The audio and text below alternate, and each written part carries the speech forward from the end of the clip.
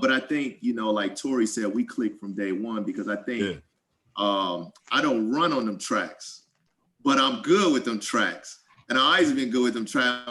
I'm very comfortable with them tracks. So Milz, you know, we have a certain bond, man. You know, our lunches every week, man, on the yard. That was magical to me. Torry, me and you, man, I don't even have to get into the journey that we were on. That ain't even for the airwaves. But the point that I'm making is that, see, my dad made me in a way that I'm comfortable. I'm super comfortable with everything. And so that probably comes out. So that allows me to bond, not just with like-minded thinking, but with everyone. Because I don't see the surface, I see the true bond. And it's easy for that. And I think you sniffed that out early on, Milz. You know, we boys before being brothers. We boys before brothers. And same with Torry, boys before brothers. You all had a crew, but I always felt that even if I wasn't in your crew, I'm saying before the bond, there was a mutual respect. There was a love, man. I had a love for y'all and all your crew. I don't have to name them, but man, I had love. And it felt mutual whenever I saw any of you guys, even to this day, in or outside of the bond. But see, my dad gives me that. My dad gives it's funny you mentioned, I mean, now let me say this. I've been meaning to mention this last week. The crew, and we kind of touched on it, Torry. The crew is very important in navigating through Chicago. Period. Very important. We're not talking about a gang, you know, for any of you informants out there listening, any YouTube police, any CIA spooks. So-called gangs operate now, you know. Right. We're just talking about your crew, and it's going to be like your tribe, and you want to select them. You want to select them. They have to be men of honor or people of honor. They almost want to be like Jedis or knights. You know, you want them to be anti-bullies. This is how I selected them. They have to be able to think. They can't get you in nonsense. They have to be able to take corrective criticism. And likewise. And if they can't, then you really need to cut them from your crew. The crew is extremely important in the city of Chicago. I'm telling you. But go ahead, JB. I didn't mean to cut you off. No, that's a great point, man. I just wanted to, you know, wrap that question up. It's my dad. You know what I mean? A village gets us there, but my dad gives me there's a certain breadth of confidence and toughness and strength that I think probably comes directly from him. You know, 2 years old, 3 years old, 5 years old. You know, there's a certain ruggedness that you get, and it shows how pronounced Torry's point is. Torry taught, you know, just you don't push that away. There's a certain element. No, you don't. Torry's a father, and Torry knows what he's giving. He's giving love to both, but there's a certain something that his son's getting from him. Guaranteed. The father represents accountability. Facts. It you know, at the end of the day, it represents accountability. I mean, there's a lot more, but I would say accountability for the young black male. Okay. Say Yoda Asa right quick, you know, in between questions. Yo, New. Asa said he's been to Paducah, Kentucky. He said greetings. It says, is that by where your dad's from? Paducah? Yeah, it's right. It's right over the bridge. So when you're at the southernmost tip of the state of Illinois, they got two big bridges down there. They got the old school steel bridge to where when you drive your whip over the bridge, you can see the water, you know, like, water. They got the grooves. That creaky joint, they got that one in the Paducah. And then they got a more modern one that's super scary as well, but it's modern. And that's over in the Paducah. But yeah, Asa, that's where it is. Shout out to Asa too. Asa know me from the 70s, man. 10th Street, like I said, 103rd. I'm not gonna shout him out, but shout out to Kappa Ship Death Row and to my club, Kareem Pender. You actually been to Mounds? Nope. Ship? Yeah, me for sure. Yeah. Oh yeah. Multitude of times, and like I said, the Crosses are from down there, and many other folks are from down. You know, obviously those. So you still got family down there, bro? Now everyone's passed on, Noop. You know, as we've aged, everyone's basically passed on. I had an uncle down there, I had a grandmother, and I had an aunt. You know, between St. Louis and there, they roll, but they've all passed on now. What brought everybody to Miles? Was it like a steel industry or a car, something? It had to be jobs or something that brought everybody there, man. You know, Had to be. That's Had a great question because I don't know exactly what it was, but what I do know is many things are pipelined. So I know with my dad, so my dad played college basketball. So I know he was pipelined with some of his guys. Now that's not the family because he's just a young man. But you know, like you said, the rhythm of opportunity will breed more and more folks. Right. You know what I mean? So I think you're absolutely right. I left this out. Tell the people what you do for a living, or how you've made your money. Pretty much, you know, what your degrees, how you use those to professionally.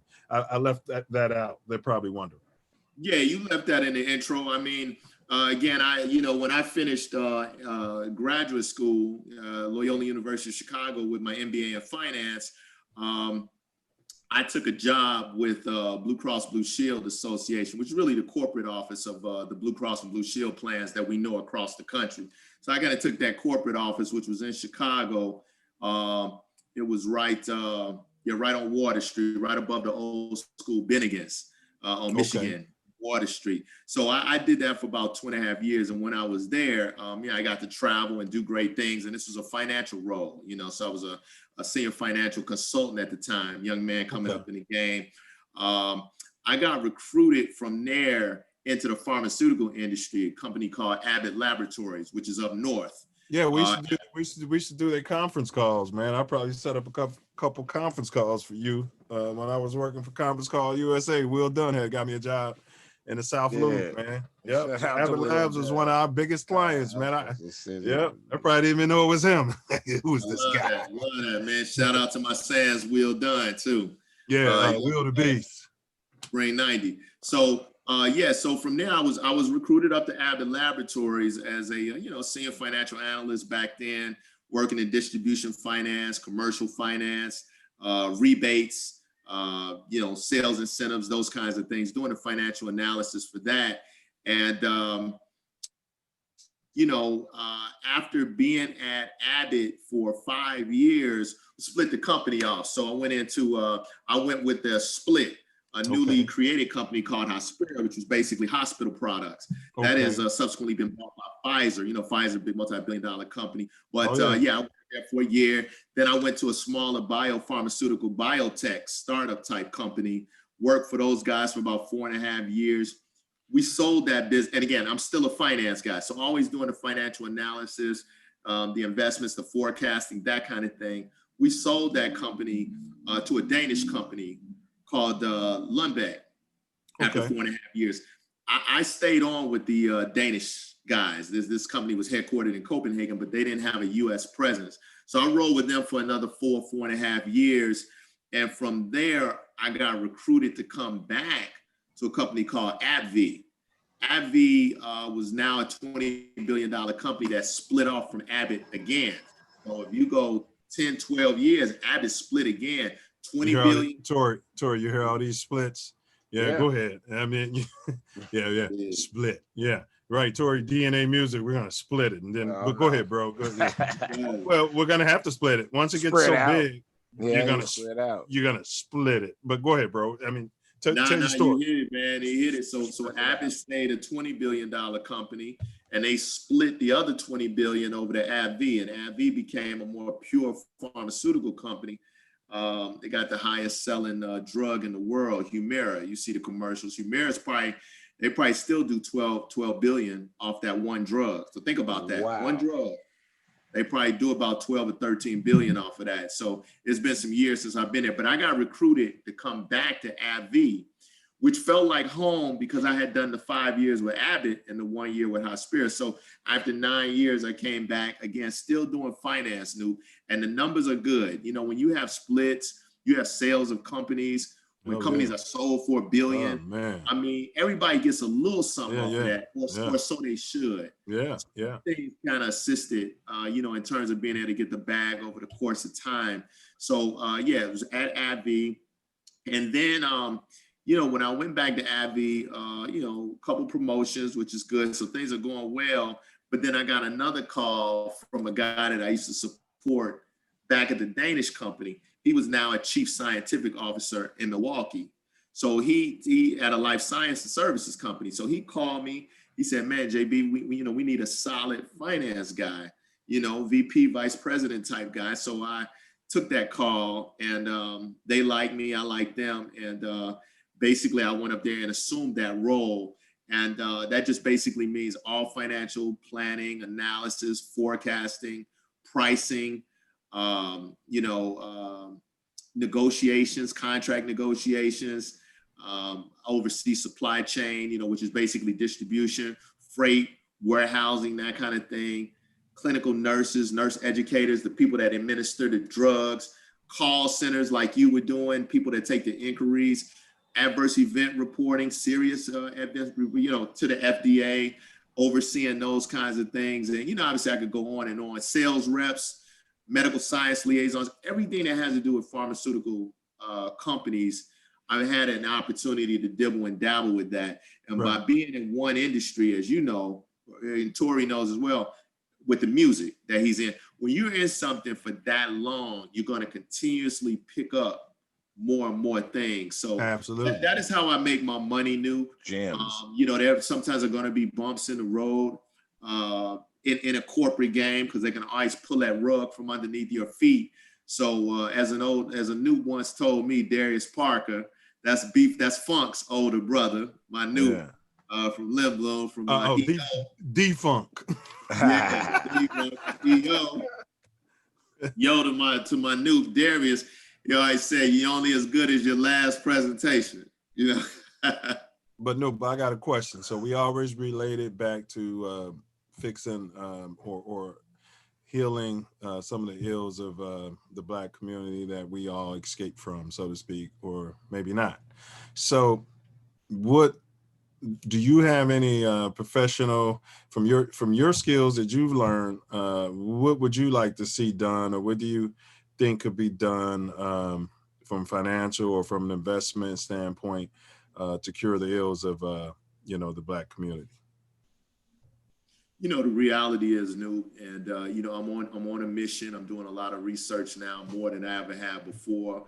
And suffice to say, my ship Torry, and obviously you guys, man, have been speaking deeply way before the podcast. You know what I mean? I know how you guys get down. I know how you break it down. Torry's always talked about it. One thing that he has always said that has come to be very true 20 years later is that we have everything we need. You look around the room, we have everything we need. So now that bulb is on and that reality is there, and I never thought any differently, but it is a rat race. You heard me talking, man. I've been in a rat race. I mean, we do what we do, but man, it's been a rat race for you. Right, so right. It's a grind, so you don't have time to take in the thoughts, which I know that's what you all about, taking in the thoughts. I know that's what Torry is about. You don't have time to take in the thoughts, but right now during COVID and business downturns all over the board, you have time to sit and think. So, absolutely. So to your point, New, it's very simple for me. I'm gonna build brick by brick, and it's all about ownership. Torry knows that because, man, he's from 79th Street. He's from 83rd, 79th. He knows 75th. It's all about ownership. And you have to get the right guys in the room. You have to own. So let's just say we got 3 blocks, right? Mm-hmm. Talked about this before, Milz. We got to break it down for the listeners. We got a cleaners on this block. So this is where we go, man. We go to the cleaners. And if it's too full, then we got another cleaners on that block. But those are Black-owned cleaners in the community. And that's what we do there. Then we have a restaurant. We got a couple of restaurants, but it's Black-owned. And man, that's where we go to grab our food. We're not saying you got to go there all the time, but if you do a little takeout, that's where we go. That's what we do. And you find yourself creating those businesses in a number of blocks. And that's the way you start to cure it.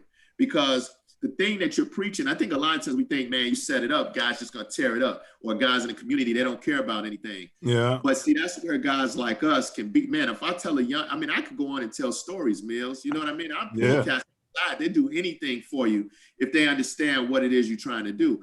But if you tell young cats, man, these blocks right here, dog, these are the blocks that's gonna get us there.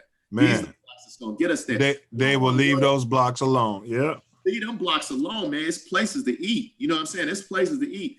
All I can tell you is that You leave these blocks alone. In return, when you do your big barbecue, man, we do it out in back of the restaurant. We got the big backyard with the gates. That's your day, dog. That's your day. On another day, we can hire, and we can hire some of the guys. We can create jobs, you know, for them as well. Yeah, these are the things that we do. You want to be clean, we got clean options. You want to be dirty, that's cool too. But again, you'll stay. But what I'm talking about is a snowball. When you have them blocks of businesses, you creating a heck of a snowball because everything goes. Something as simple as a bar. Yeah, and then I'm gonna turn it right over to you, Torry. I hear you. But something as simple as a bar. We have the bar, but our local Black policemen, man, you come to the bar free. You know, maybe on Wednesdays you pay for whatever you do, but every other day, man, come through and patronize. We got police coming through these blocks all the time. It's nothing but love. See, nobody's excluded, and that's the key with Black cats. Nobody needs to be excluded because our backgrounds aren't that different. You just got to peel the onions back. And when you peel it, you realize, oh man, my cousin knows your cousin, and they run together every day. My uncle's woman's ex-husband is the dude that runs with, man, we all connected, man. Black cats are connected. So all you got to do is put something together the way you get the snowball rolling. Because once that happens, it's magic. Yeah, but go ahead, Torry. I heard you. I was, it just sparked into my mind about mentorship. You know, you have mentors. I know you mentor people, but you know, who do you call? Who are your mentors? Yeah. Right. When you know, unsure about something, you know, and want to, you know, get some advice on how to proceed. Yeah. You know, it's funny that you mentioned that. Yeah, it's an excellent question because for me, brothers, and I know you guys know that, man, just from living with me, man, on the yard, you know, in the big mansion. You know, I really do everything by committeeship, you know, and I'm not just saying it because I'm on with you guys. Milz, I know where your strengths lie. And I know where your strengths lie. Torry, you know I know where your strengths lie. You know I know. So when I have an issue that I know Torry, man, it's a gift. I know what Torry knows, so I reach out to Torry when I need that. If I need courage or something daring or there's an adventure, man, I just hit my brother because he ain't nothing but adventure. Man, he ain't got no risk, and I knew that at a young age. So if I need a kick or man, Yoda knowledge, man. I mean, whatever I need, I go run the knowledge on that. If it's something that I really want to kind of balance off, I might go to another one of my shifts, you know, Julian, you know, Yoda 2 Club, I Deuce, you know, I'll go to him for that. My mom is very logical and practical. So she's someone that I can talk to as well. But, for that mother's perspective. But to answer your question, I use the Noops. I use the Brothers of Kappa Alpha Psi, and I use our committee. And when I say that, there are probably about 5 to 6 to 7 of us that I use. On the business, we have brothers, you know, Lindblom brothers, Rob McGee, Emmett Horn. I talk to those brothers when I need to, and Yoda those Noops. Pin it there. You know why that was such a great question? Because as successful and as driven as this brother is, he still has had mentors and, you know, still reaches out for counsel, as we all should. That's the